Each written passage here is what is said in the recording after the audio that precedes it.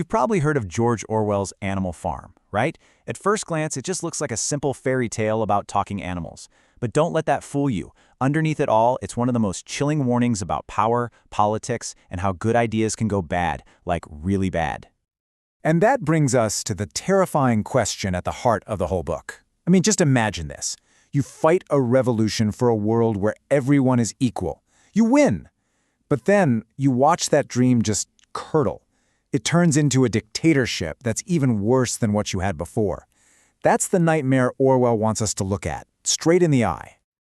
Okay, so to really get this story, there's one big idea you need to know.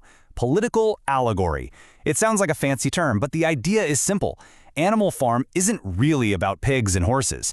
Every single character, every single thing that happens is actually a symbol for a real person or a real event from history.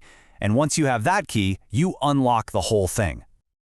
All right, so let's get into it. How does this all actually play out? We're going to do a quick run-through of the whole tragic story and see just how a dream of a perfect society on this farm goes so wrong.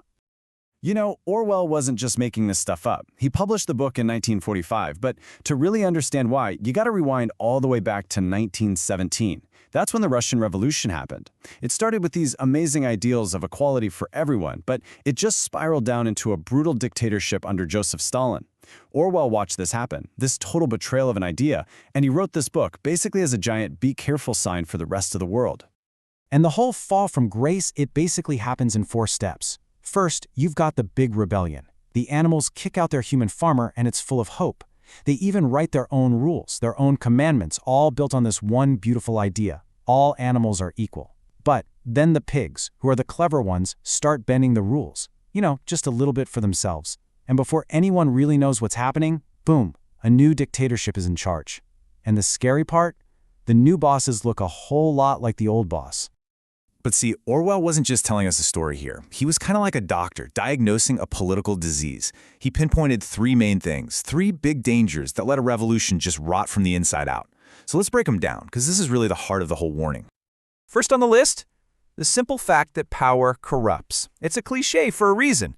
The pigs, they start out as these revolutionaries with big ideas. But the second they get a taste of being in charge, well, the perks are just too good to pass up. It starts small, you know, taking extra food, then they're sleeping in the farmer's bed, and before you know it, they've got a private army of vicious dogs to shut down anyone who disagrees. It's the classic story, right? The heroes become the villains.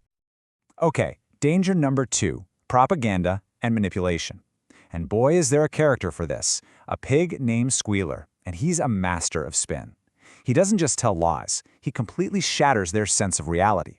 He's constantly changing what happened yesterday, shouting these catchy but meaningless slogans and using fear to keep everybody quiet. The goal isn't just to trick them, it's to make them so confused they start doubting their own minds, their own memories. Because if you can control the past, you absolutely control the future. And all that propaganda, it leads right into the 3rd great danger, just plain ignorance and blind trust. This is all summed up in one character, Boxer the horse. He's the most loyal, hard-working animal on the whole farm. But his personal mottos are heartbreaking. I will work harder, and Napoleon is always right. He shows us how good, well-meaning people can be completely taken advantage of. His loyalty is amazing, but because he never questions anything, it ends up leading to his own tragic end. And this is where it all culminates. This is the final cynical nail in the coffin of the entire revolution. You remember that founding principle, the beautiful idea that was the soul of their movement. Well, it gets twisted into this absolute monster of a sentence. This one line is basically the tombstone for the entire revolution. The dream of equality, it's completely dead. Okay, so we've seen what happens on the farm. But the real genius of the book is who these characters really are. So now it's time to pull back the curtain, let's decode this thing and see which real-life historical figures these animals are supposed to be. All right, here's the decoder key. The big bad pig in charge, Napoleon, that's Joseph Stalin. His rival, Snowball, the one he chases off the farm, that's Leon Trotsky. And our hardworking horse, Boxer, he represents the entire working class, dedicated but ultimately exploited. Squealer, the spin doctor pig, is basically the state propaganda machine. And Napoleon's scary attack dogs, well, they're the secret police. Once you see it like this, the whole story just clicks into place on a completely different level, doesn't it? So you might be thinking, this book is old. It came out nearly 80 years ago. Why are we still talking about it? Well, the scary answer is that Orwell's warnings might be more important today than they were back then. So let's connect the dots from 1945 to right now. I mean, just think about it for a second. We live in an age of misinformation, right? Where it feels like the truth itself is totally up for grabs. That's Squealer's propaganda playbook, live and in color.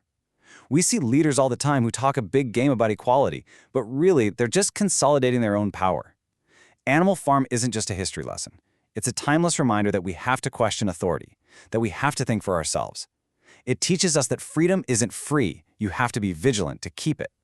You know, at the end of the book, the animals couldn't even remember what life was like before the pigs took over. Their memory of the past was gone, and because they forgot where they came from, they couldn't see just how terrible their lives had become. And that leaves us with one last, pretty chilling question. The animals forgot their past. Are we remembering ours?